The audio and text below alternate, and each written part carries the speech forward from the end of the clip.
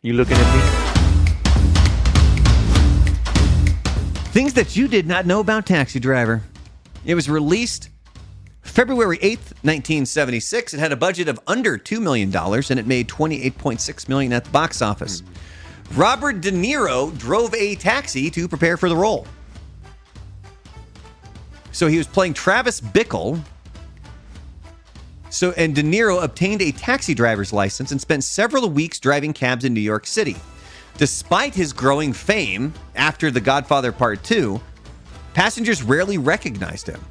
De Niro's immersive preparation helped him capture the authenticity of a lonely, alienated cabbie navigating the gritty streets of 1970s New York. This next one's for Frank. You ready? Oh, you looking at me? You talking to me? Did you know the "you talking to me" in Taxi Driver scene was improvised?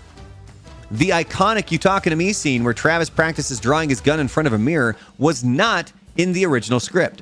Martin Scorsese asked De Niro to improvise, telling him to act as though he was talking to someone in the mirror. De Niro's line was inspired by a Bruce Springsteen concert that he had attended where Springsteen jokingly said, "You talking to me?" to the audience. I like he has Wonder Bread behind him. It's very colorful. The film's gritty look was due to a low budget.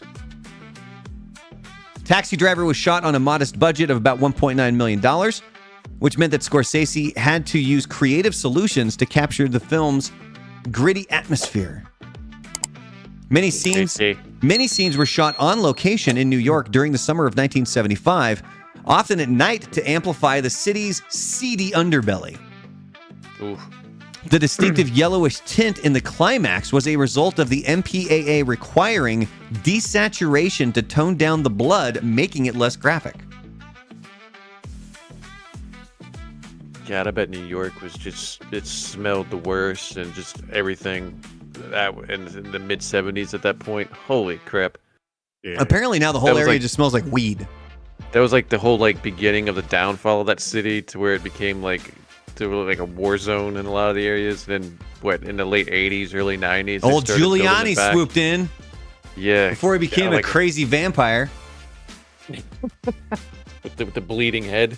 Yeah, golly.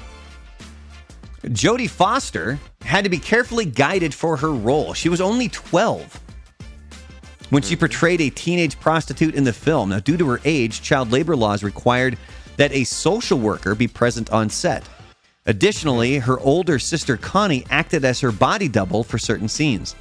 Foster also worked with a therapist to ensure she understood the mature themes and the psychological complexity of her role.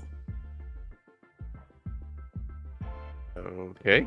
There's a Family Guy thing. It's always what pops into my brain with Jodie Foster, where it's a couple of lesbians go into like a sperm bank to have a kid, and they're like, "Give me an applicator that looks like Jodie Foster's knuckles." Ever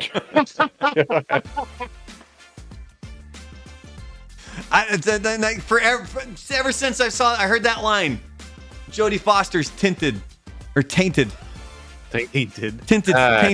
Paint. And wasn't it because of this movie why somebody tried to assassinate Ronald Reagan? Yeah, I think it was, wasn't it? Because they were in love with Jodie Foster? Oh, that's right. Hinkle, something like that. Hinckley. Well, finally, Bernard Herrmann, he completed the score right before his death. Legendary composer Bernard Herrmann, best known for his work on Alfred Hitchcock films, created the haunting score for Taxi Driver. Herrmann completed the recording on December 24th, 1975, and passed away that same night at age 64. Good Lord. His score, blending jazz and ominous tones, is considered one of the greatest in cinema history and earned him a posthumous Academy Award nomination.